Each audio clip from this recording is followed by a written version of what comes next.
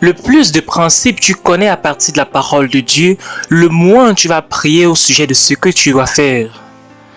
Ta prière est maintenant dirigée vers l'établissement du royaume de Dieu sur la terre.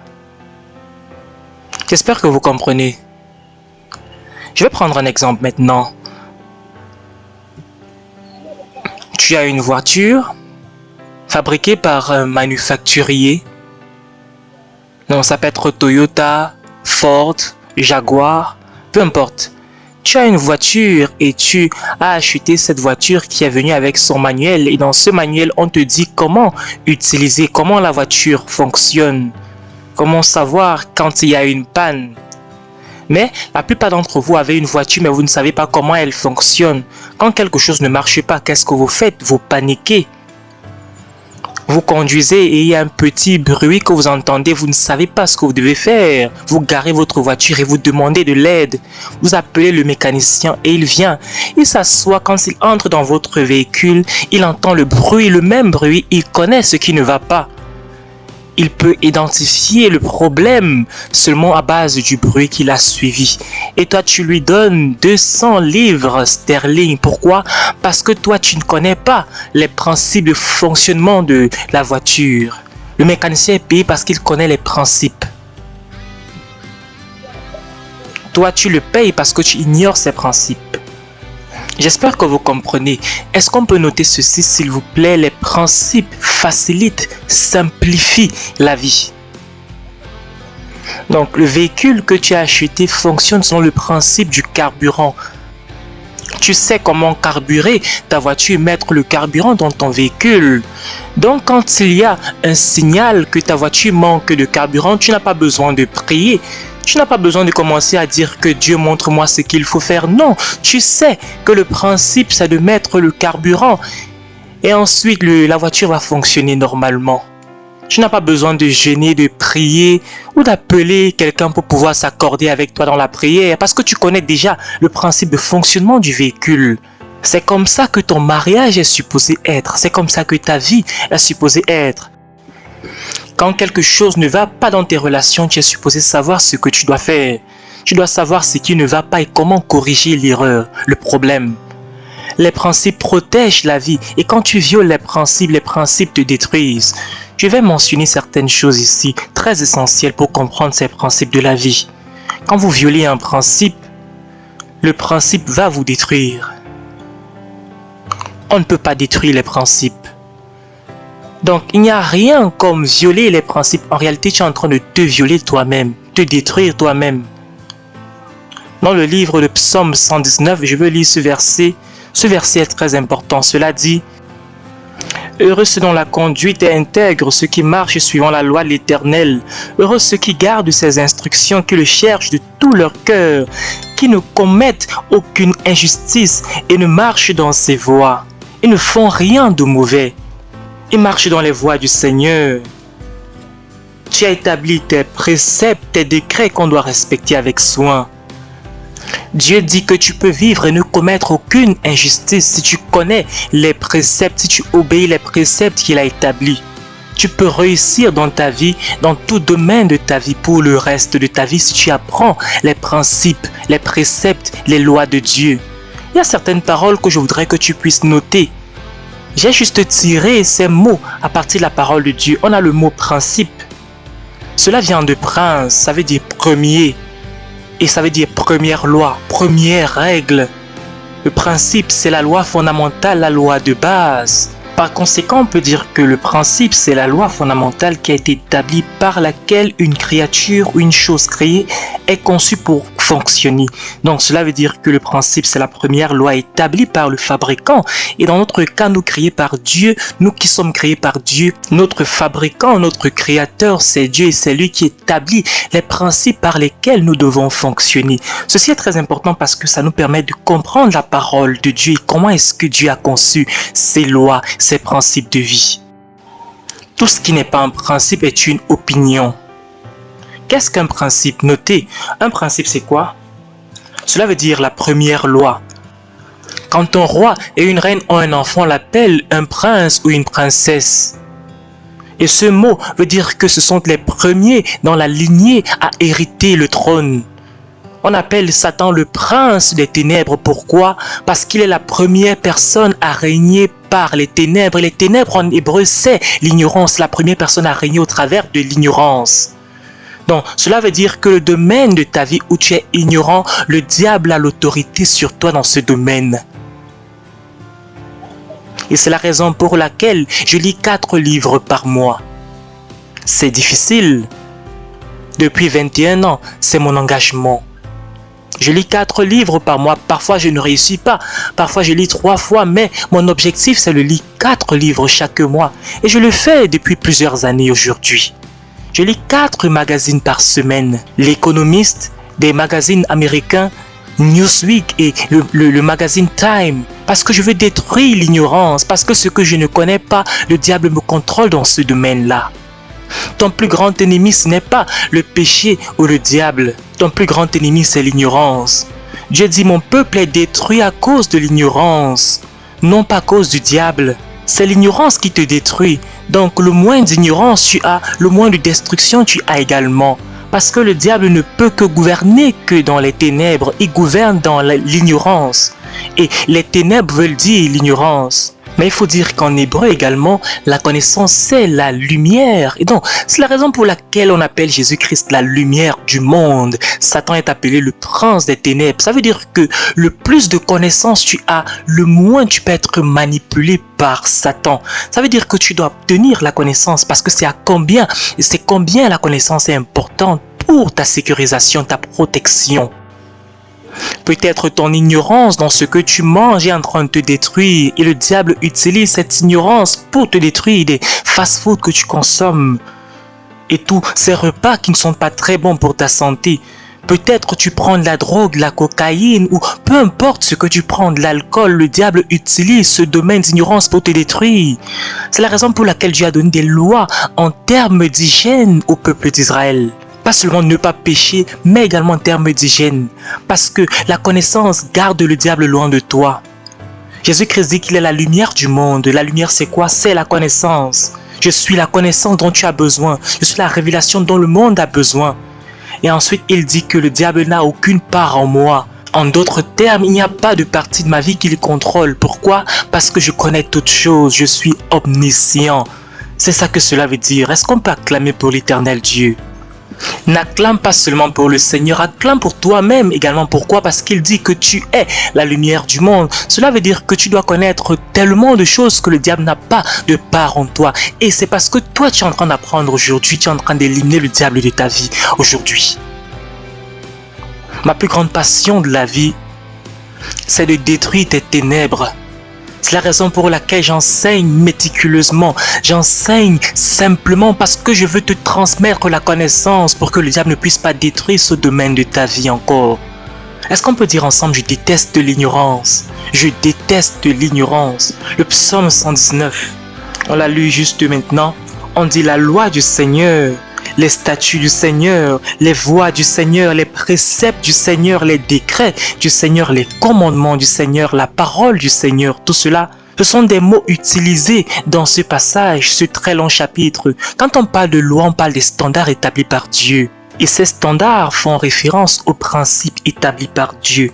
On parle également dans ce passage du psaume 119 des statuts qui sont des principes fixes et prévisibles établis par Dieu, des principes établis. On parle aussi des voies du Seigneur qui parlent ici des attitudes prévisibles. On parle des préceptes qui sont des idées prédéterminées. On parle des décrets du Seigneur ici. Ça veut dire les lois du Seigneur. On parle des commandements. C'est la loi exprimée. On parle de la parole de Dieu qui est l'intention de Dieu, les désirs de Dieu. On utilise tous ces mots juste pour dire et pour expliquer les différents principes de Dieu. Ça veut dire que si tu obéis à tout cela, tu vas certainement réussir.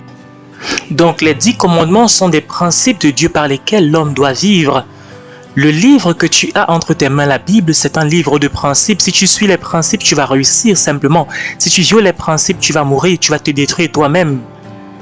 Il y a une voie qui semble être bonne pour un homme, mais sa fin c'est la perdition. Tu dois d'abord suivre les principes de Dieu, non pas tes propres idées d'abord. Si tu marches selon les principes de Dieu, David dit, tu vas être certain de réussir, ta vie va être préservée. Les voies de Dieu sont les principes de Dieu. Si tu suis les instructions du manufacturier, ta voiture va toujours fonctionner. Et donc pour réussir dans nos mariages et dans nos vies, la clé donc c'est la connaissance, l'intelligence et l'application de ces principes que tu vas prendre des principes du Créateur. Et je crois que la plus grande tragédie de la vie, c'est l'ignorance de ces principes de la vie. C'est la raison pour laquelle Jésus-Christ est venu. Dieu a envoyé Jésus-Christ qui est la parole. Et pourquoi? Parce qu'on manquait l'instruction au sujet des principes de Dieu. Hébreux chapitre 1 au verset 2 et 3 dit ceci.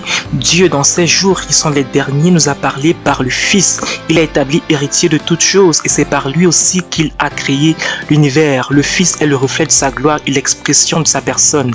Il soutient tout par sa parole puissante. Ici, on fait référence au principe de Dieu. Il soutient tout par quoi?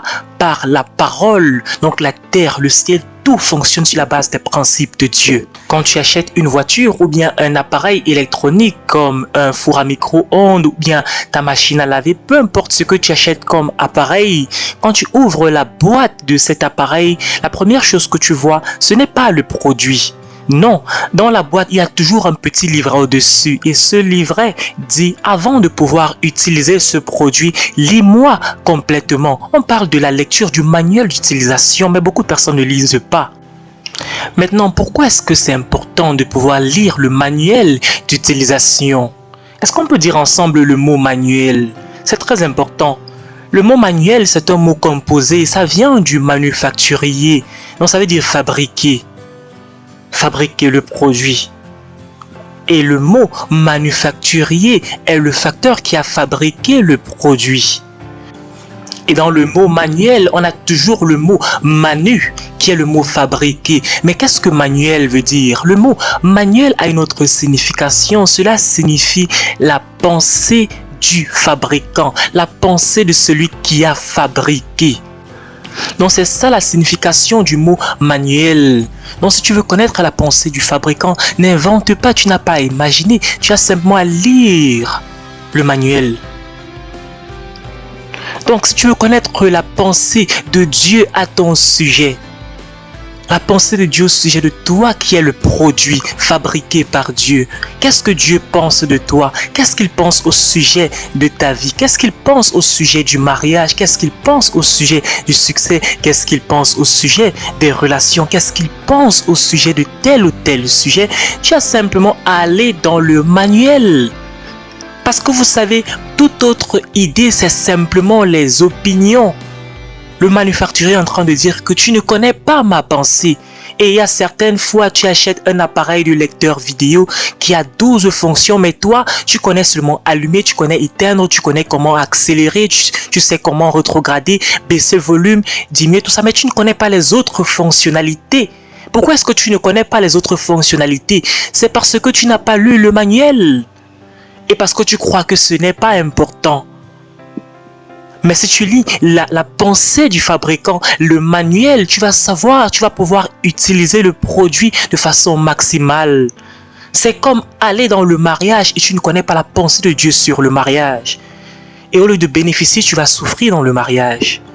Le mariage n'a pas été conçu par le gouvernement de ton pays. C'est pas un produit des sciences sociales, c'est pas un produit de la psychologie. Donc pourquoi est-ce que tu pars vers des psychologues pour avoir l'aide pour ton mariage? Pourquoi? C'est parce que tu n'as pas lu la pensée du manufacturier, la pensée du fabricant au sujet du mariage. Tu ne peux pas amener la voiture Toyota pour réparer cela chez Rolls-Royce. De la même façon, tu ne peux pas emmener une voiture Ford de chez Mercedes pour réparer. Pourquoi amener ton mariage vers un psychologue qui ne croit même pas en Dieu? Ils n'ont pas fabriqué le mariage, ils ne peuvent pas connaître la pensée du fabricant au sujet du mariage. Et c'est la raison pour laquelle les mariages ne réussissent pas aujourd'hui. Parce qu'on se bat, on essaie de mettre des parties qui ne sont pas authentiques, les parties originales. Tu ne pars pas avec ta voiture Toyota chez Jaguar. Pourquoi? Parce que Jaguar n'a pas les bonnes parties. Tu n'amènes pas ton mariage chez un psychologue ou un psychiatre pour pouvoir résoudre ton problème de mariage parce qu'ils n'ont pas les bonnes parties. En fait, eux-mêmes ont divorcé 5 fois et toi, tu veux qu'ils puissent réparer ton mariage avec quel genre de parties? Ils n'ont pas les parties authentiques. Il faut lire, c'est la raison pour laquelle il faut lire le manuel avant de toucher le produit. Il est important, il est urgent de lire le manuel avant de toucher le produit. Considère la parole de Dieu comme ce manuel avant de toucher les produits que Dieu lui-même a fabriqués. Est-ce qu'on est ensemble? Le but du manuel, c'est d'enseigner aux clients quels sont les principes par lesquels le produit fonctionne. C'est ça le but du manuel. Donc, si tu ne connais pas les principes, tu vas naturellement échouer. Donc, la chose la plus simple à faire, c'est d'apprendre les préceptes, les principes. La vie est très facile, je vous rassure. Apprenez juste à savoir comment est-ce qu'elle fonctionne. Et c'est ce que Jésus-Christ est venu nous enseigner. Comment il est le fabricant de la vie et il sait comment la vie fonctionne. Est-ce qu'on peut lire à partir de Genèse 1? On va prendre des principes sur les relations homme-femme. Genèse 1,26 dit ceci, puis Dieu dit, faisons l'homme à notre image, selon notre ressemblance, et qu'il domine sur les poissons de la mer, sur les oiseaux du ciel, sur le bétail, sur toute la terre et sur tous les reptiles qui rampent sur la terre. Dieu créa l'homme à son image, il le créa à l'image de Dieu, il créa l'homme et la femme. Dieu les bénit et leur dit, soyez féconds. On va d'abord s'arrêter à ce niveau. Le mot homme, comme je le mentionne régulièrement, fait référence à l'esprit que Dieu a créé, et non pas au corps. Et le mot homme fait référence donc à toute la race humaine. C'est ça l'homme. On parle de l'espèce. Écoutez-moi très attentivement s'il vous plaît. Quand Dieu dit faisons l'homme, on parle de l'espèce, l'esprit. Je vais vous donner un exemple. Par exemple, Toyota fabrique des voitures, mais plus exactement, Toyota fabrique des véhicules, car Toyota fabrique des voitures, mais également il y a d'autres types de véhicules. Pensez-y. Parce que c'est la vérité, Toyota fabrique des voitures, mais également des 4x4, Toyota fabrique des Jeeps, Toyota fabrique des camions et d'autres types de véhicules. J'espère que vous comprenez. On parle là des différents modèles que Toyota fabrique et c'est la même chose avec Mercedes. Donc c'est-à-dire qu'il y a différents modèles fabriqués par la même entreprise. Et quand Dieu dit donc que faisons l'homme, il parle ici de ce qu'il fabrique de façon générique, la grande famille, l'espèce, c'est l'homme. C'est l'esprit dont il fait référence ici. Mais l'homme est créé en deux modèles. Il y a le mâle et il y a la femelle. Dieu dit, faisons l'homme à notre image, à notre ressemblance. Et donc les deux modèles, c'est le mâle et c'est la femelle. C'est ça l'explication de faisons l'homme. L'homme ici étant l'esprit de l'être humain qui vit dans le corps physique, qui peut être masculin ou féminin. Donc cela veut dire que ma femme porte également cet esprit homme en elle. Juste qu'elle est le modèle féminin de cette créature de Dieu. Elle est femelle et moi, je suis mâle. J'espère que vous comprenez. Et maintenant, quel est le but de la création des différents modèles? Pourquoi est-ce qu'une entreprise a différents modèles? À cause des buts différents. Quand Mercedes a créé un camion, c'est parce que le but dans la pensée du fabricant, c'est que ce véhicule, ce camion va transporter des tonnes. Et ensuite, il y a une voiture de famille. Ce n'est pas pour porter des marchandises lourdes, non. C'est pour porter juste le poids d'une famille de 4 personnes. Donc, le but va déterminer le modèle, la forme du produit qui a été créé. Maintenant, je vous pose une question. Qu'est-ce qui est plus important? Est-ce une voiture de 4 personnes ou bien un camion pour transporter des marchandises? J'ai l'impression que vous êtes confus. En tout cas, je vais vous poser une autre question. Qu'est-ce qui est plus important, le cerveau ou le cœur? Dites-moi. C'est les deux, bien sûr. J'espère que vous comprenez où je suis en train de partir. Vous savez, la valeur de quelque chose ne dépend pas de sa forme, mais de son importance, de son rôle, de sa fonction. Donc ma femme et moi, nous sommes complètement égaux. On a tous deux l'esprit de l'homme en nous, mais nous sommes différents parce que nous avons des rôles différents. Une différence, c'est qu'elle peut porter l'enfant, mais moi, je ne peux pas porter un enfant. J'espère que vous comprenez. Les rôles sont juste différents. Ça ne veut pas dire que je suis plus important que elle. Je donne le spermatozoïde pour qu'elle puisse porter l'enfant. Maintenant, écoutez s'il vous plaît. Dans Matthieu 19, est-ce qu'on peut tourner dans Matthieu 19? Il y a des personnes religieuses qui approchent Jésus-Christ. Vous savez, à l'époque de Jésus, c'était les personnes qui causaient gravement des problèmes à Jésus. Vous savez, parce que la religion est un esprit tellement puissant qui s'érige contre le royaume de Dieu. Donc les pharisiens sont venus poser une question à Jésus-Christ au sujet des relations. Matthieu 19 au verset 3 dit ceci: les pharisiens l'abordèrent et pour lui tendre un piège, ils lui dirent: est-il permis à un homme de divorcer de sa femme pour n'importe quel motif? Écoutez-moi très attentivement s'il vous plaît, c'est une très bonne question. On va s'arrêter à ce niveau d'abord. Ils ont posé cette question au sujet des relations du divorce. Il faut dire que Jésus-Christ a ignoré leurs questions. Vous devez étudier Jésus-Christ attentivement parce qu'on pense qu'il a répondu, il n'a pas répondu à cette question. On a demandé est-ce qu'un homme doit divorcer sa femme? C'est une question très importante à l'époque. Parce que si on étudie le livre de Malachie qui vient avant le livre de Matthieu, 400 ans avant le livre de Matthieu, on va se rendre compte que le livre parle des relations au dernier verset. Le dernier verset de Malachie se termine sur les relations. On dit il ramènera le cœur des pères vers leurs enfants et le cœur des enfants vers leurs pères. Donc cela se termine sur une famille brisée, une communauté brisée. Et la Bible le dit que de peur que je ne vienne frapper le pays de destruction. Cela se trouve dans ta Bible, donc la nation dépend de la qualité des relations. Le pays dans lequel tu vis, ta communauté est détruite parce que les pères ne sont pas à la maison. C'est ça le problème de la plupart des communautés. C'est la raison pour laquelle j'écris beaucoup sur les pères et les hommes. Tout problème dans la société peut être retracé vers les hommes. Chères femmes, tous vos problèmes sont les hommes. Je vais parler pour un moment, s'il vous plaît. Mais les hommes ne veulent pas accepter que c'est la vérité. Nous sommes le problème, chers hommes. Je vais vous dire pourquoi. Vous savez, quand la race humaine a chuté, Dieu n'est pas parti vers Ève, même si c'est Ève qui avait pris le fruit en premier, il est allé vers Adam. Si cet homme faisait son travail, elle ne devait pas être dans cette situation, à côté de l'arbre.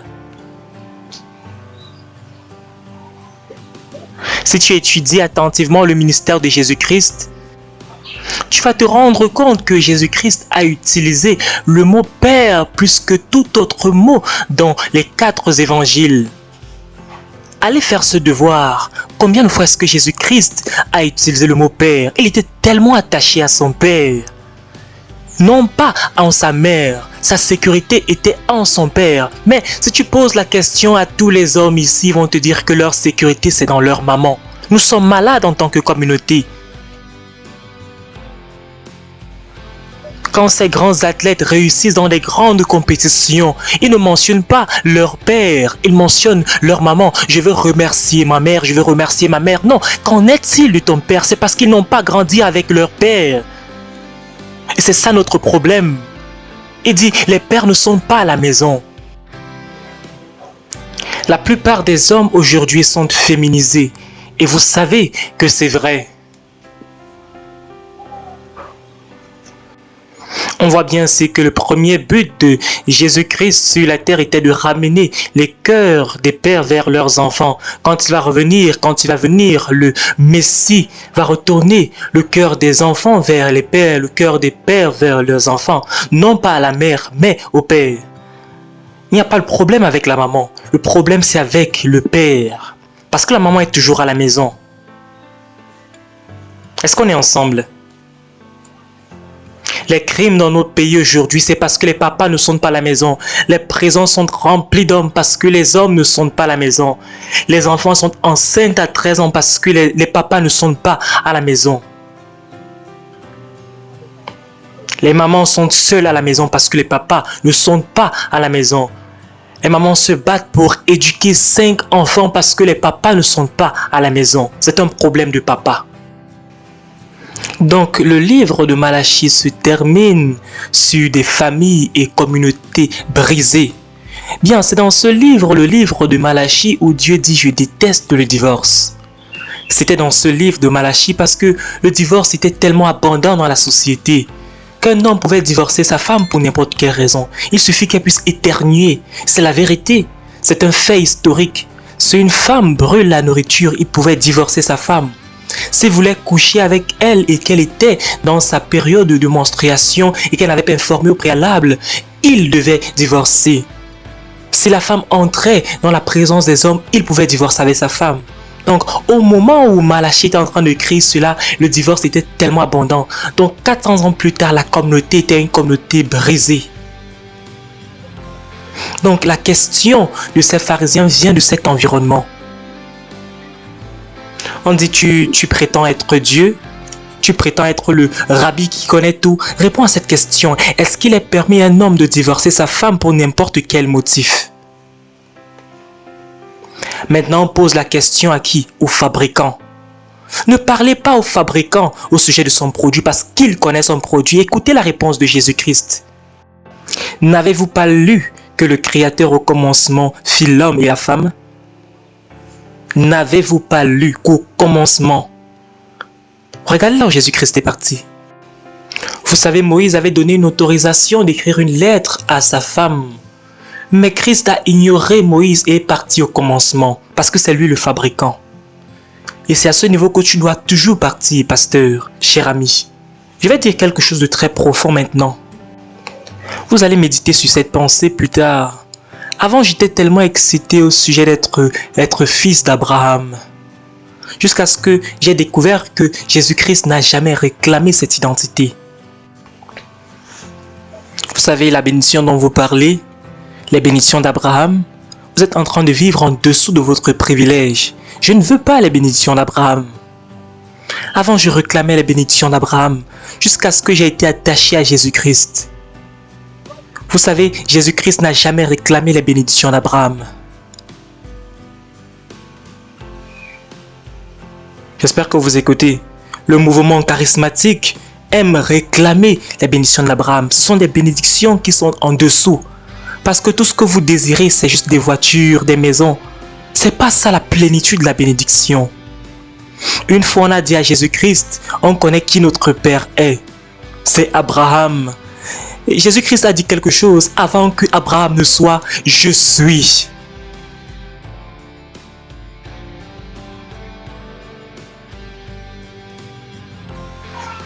Jésus-Christ dit que je suis. La seule personne que Jésus-Christ a réclamée, est-ce que vous êtes prêts pour la réponse? C'était Adam, non pas Abraham. Et je vais vous expliquer, je vais vous choquer. Le premier Adam et le deuxième Adam, ou encore mieux dit le dernier Adam. Il dit je suis Adam. Le dernier Adam, c'est l'Adam originel. Je suis Adam. Je suis celui à partir duquel on a fabriqué le premier Adam. Certains ne vont pas comprendre, c'est un terme très compliqué en hébreu. Abraham connaissait au sujet des bénédictions, mais ne connaissait pas la domination. Est-ce qu'on est ensemble? Vous savez, vous pouvez conduire un véhicule, mais vous êtes toujours opprimé. Vous pouvez vivre dans une très belle maison, mais vous êtes toujours opprimé. Mais quand vous rentrez en arrière et que vous sautez Moïse qui représente la loi, vous sautez Abraham. Vous devez puiser dans votre nature originelle, celui qui est dans le jardin, qui avait la domination sur toute la planète. Je veux, moi, domination sur tout ce que je contrôle, toute situation. Je veux contrôler toute situation. C'était ça le mandat originel de l'homme. Est-ce qu'on peut dire ensemble Alléluia? C'est la raison pour laquelle Christ n'a pas prêché Abraham. Il n'a même pas prêché les bénédictions. Il a sauté tout cela. Vous savez, Abraham était béni, mais il n'avait jamais dominé. Vous savez, les bénédictions ne font pas de vous un dominateur, juste quelqu'un qui a le confort. Vous voyez la différence? La bénédiction apporte juste le confort, non pas la domination. Donc c'est la raison pour laquelle Christ a prêché le royaume. Le royaume de Dieu, la domination de Dieu. C'est la raison pour laquelle les disciples qui s'inquiétaient à un certain moment, qu'est-ce que nous allons manger, qu'est-ce que nous allons boire, de quoi serons-nous vêtus et tout cela? Où est-ce que nous allons vivre? Jésus-Christ a dit arrêtez cela. Ça c'est pas la foi, ça c'est l'inquiétude. Vous appelez ça la foi, moi j'appelle ça l'inquiétude. Et ensuite il a dit ceci. Pourquoi est-ce que vous vous inquiétez de ce que vous allez manger, de ce que vous allez boire, de ce que vous allez porter comme vêtements, où vous allez vivre, comment vous allez vivre? Cela sonne comme le sujet de prière de certaines personnes. La plupart des personnes du mouvement charismatique, Seigneur, je veux l'habit, Seigneur, je veux la voiture, Seigneur, je veux ceci, je veux cela. C'est à ça que leurs sujets de prière sont limités. Jésus-Christ dit, pourquoi est-ce que vous vous inquiétez? Vous n'êtes pas supposé poursuivre cela. C'est supposé être ajouté. Il dit, recherche le royaume et la justice, les autres seront juste ajoutés. Il dit, on ne s'inquiète pas au sujet de ces choses, ne priez même pas pour ces choses-là. Mais recherchez premièrement le royaume de Dieu. Rentrez derrière Abraham et allez vous attacher à la personne qui avait la domination. Recherchez le royaume et la justice et toutes ces choses. Rentrez à la domination, le mandat premier donné à Adam. C'est un commandement de Jésus. Tu as plus de pouvoir que tu le crois même.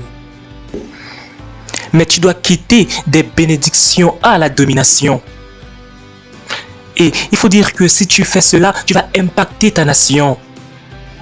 Quand vous êtes dans le domaine du royaume, vous commencez à accéder à vos droits parce que vous connaissez qui vous êtes, parce qu'un royaume fonctionne selon la justice. Vous cessez de supplier, de commander les bénédictions, non. Parce que vous savez que vous avez des droits, vous méritez certaines choses en tant que citoyen du royaume de Dieu. Les personnes du royaume ne commandent pas les bénédictions, ils demandent leur bénédiction, leurs droits. On a juste quelques minutes à conclure des choses très importantes sur la réponse de Jésus-Christ à ces pharisiens. Jésus dit ceci. Il dit, votre problème, ce n'est pas le divorce. Écoutez-moi s'il vous plaît. Écoutez-moi s'il vous plaît. Ils ont dit, le divorce c'est notre problème. Jésus-Christ dit, non, ce n'est pas le divorce votre problème. Dans cette nation, la plupart des foyers se terminent par des divorces, 50%. Et la plupart des pasteurs même sont mariés au moins 2 fois. Donc ça ne marche même pas à l'église. Même à l'église, il y a des problèmes. On a des saints dans la chorale qui sont divorcés. Des saints dans le ministère qui ont divorcé. Des saints dans la congrégation. Donc il y a un problème quelque part. Nous sommes bénis, mais il y a des divorces. Il y a un problème quelque part. Donc après avoir posé leurs questions, voici la réponse que Jésus-Christ leur a donnée. Il dit ceci. N'avez-vous pas lu que le Créateur au commencement a fait l'homme et la femme et qu'il a dit, c'est pourquoi l'homme quittera son père et sa mère et s'attachera à sa femme et les deux ne feront qu'une seule chair. Ainsi ils ne sont plus 2 mais ne font qu'un, que l'homme ne sépare donc pas ce que Dieu a uni. Donc ici il est en train de parler de quoi? Il parle au sujet du divorce, il parle d'une autre chose. Je veux conclure avec ceci, s'il vous plaît. Cette conclusion est très importante. Il dit ceci, votre problème n'est pas le divorce. Est-ce que je peux avoir un couple ici? Pasteur, s'il te plaît, viens avec ta femme. Parce que je voudrais faire une illustration très importante. Est-ce que tu peux te tenir avec ton épouse? La femme doit se tenir devant l'homme. Parce que le modèle ancien, c'est l'homme qui se tient devant la femme. Non, on va voir pourquoi. La femme doit se tenir devant l'homme. Parce qu'on dit derrière un homme, un grand homme, il y a une grande femme. On va voir pourquoi cela n'est pas vrai. Parce que quand Satan va attaquer votre famille, voici ce qui va se passer. L'homme devient la fondation. Quand on pousse la femme, l'homme doit être derrière pour soutenir sa femme parce que l'homme est la fondation de la famille. Est-ce qu'on est ensemble? C'est un vrai homme, c'est un vrai père. Que toutes les femmes puissent dire que cela soit mon histoire au nom de Jésus-Christ. C'est le genre d'homme que tu dois avoir. Un homme qui va t'attraper quand tu traverses les pressions de la vie. Non pas un homme qui va fuir, non pas un homme qui ne va pas être là pour toi quand tu traverses des difficultés. Non pas un homme qui va fuir quand la pression va augmenter. Tu ne veux pas un homme qui va fuir quand c'est le temps d'acheter des couches pour votre bébé. Ou un enfant qui va fuir quand c'est le temps d'acheter le lait pour votre enfant. Tu ne veux pas ce genre d'homme. La réponse de Jésus était intéressante. Il a dit ceci. Le divorce n'est pas votre problème. Notez ceci s'il vous plaît. À côté du mot divorce, je voudrais qu'à l'arrière de ce mot, vous puissiez mettre le mot mariage. Et que derrière le mot mariage, mettez le mot femelle. Et derrière le mot femelle, mettez le mot mâle. Je vais vous montrer pourquoi cela est important de le faire de cette façon. C'est ce que Jésus-Christ est en train de dire ici. Il dit simplement le divorce que vous voyez est un symptôme. C'est simplement ce que vous voyez devant. Mais derrière cela, il y a un truc. Donc Jésus-Christ ne traite pas ici avec le divorce. Il dit le divorce est un symptôme. Qu'est-ce qu'un symptôme? Un symptôme, c'est juste un signe que quelque chose d'autre va mal. Est-ce que vous me suivez? Donc quand vous avez une douleur dans votre corps, le problème n'est pas la douleur. La douleur en fait est bonne. Dieu a conçu les choses de cette façon. Il a mis la douleur dans ton corps pour que le système nerveux puisse envoyer un signe que quelque chose ne va pas quelque part. Donc la douleur est bonne. Si vous n'aviez pas de douleur, vous ne devez pas savoir quand quelque chose ne marche pas bien. Si vous n'avez jamais la douleur, vous n'allez jamais savoir qu'il y a un dysfonctionnement quelque part. Écoutez-moi s'il vous plaît. Donc quand vous prenez des antidouleurs, vous n'êtes pas en train de résoudre le problème. Et c'est ça que le divorce est. Un divorce ou un tribunal de divorce, c'est juste un antidouleur que tu es en train de prendre. Mais cela ne résout en rien le problème qui existe. Cela ne résout pas ton problème. C'est la raison pour laquelle tu te maries encore et tu as encore la même douleur. J'espère que vous écoutez. Donc Jésus-Christ dit, ton problème, cher homme, ce n'est pas le divorce. Donc je vais ignorer cela. Parce que le divorce est un symptôme. Rentrons pour découvrir quelle est la cause. Maintenant on va écouter. Il dit la cause c'est que tu n'as pas utilisé les ingrédients de départ. Tu n'es pas rentré au commencement pour avoir ton homme et pour avoir ta femme. S'il vous plaît, ceci est en train de devenir de plus en plus important. Il dit si tu utilisais toutes les matières premières que le fabricant avait utilisées au départ, au commencement, alors tu peux avoir le résultat qu'il promet. Le fabricant dit ceci, tu peux te marier toute ta vie sans jamais divorcer. Il te promet cela, mais à une seule condition, que tu rentres pour avoir l'homme ou la femme de départ. C'est une condition, tu dois rentrer. Tu dois sauter Moïse, sauter Abraham et rentrer pour avoir l'homme du commencement, où c'était le cas. Où la promesse a été faite avec l'homme et la femme du début. Écoutez-moi s'il vous plaît, je suis en train de conclure. Et il dit ceci. Si tu vas te marier et réussir, tu dois avoir l'homme et la femme du début. On va voir quelques caractéristiques. Mais j'espère que vous comprenez un peu. Écoutez-moi s'il vous plaît. Avant de conclure, je vous garantis que vous allez comprendre. Voici ce que Dieu dit. Ceci va sauver ta vie et ton mariage. Si tu es célibataire, tu vas être très content d'écouter ceci aujourd'hui.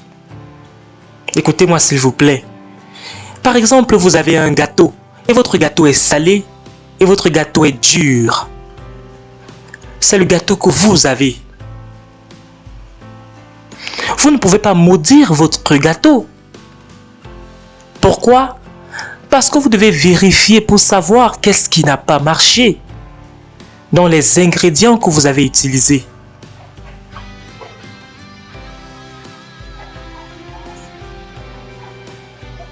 Jésus-Christ dit ceci: il n'y a aucun problème avec votre gâteau. Le problème se trouve avec les ingrédients que vous avez utilisés.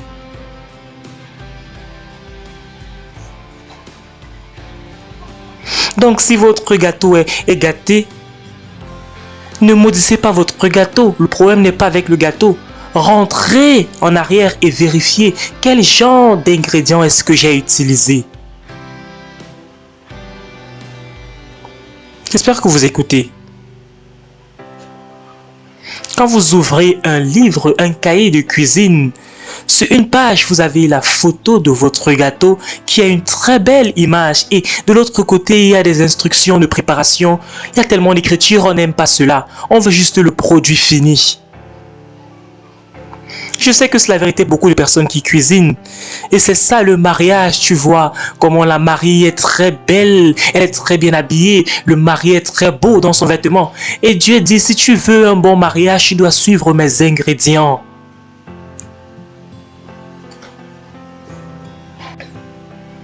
Mais on passe notre temps à dire à Dieu que Seigneur, pourquoi est-ce que je n'ai pas l'image que tu as promis? Pourquoi est-ce que je n'ai pas la même photo que toi?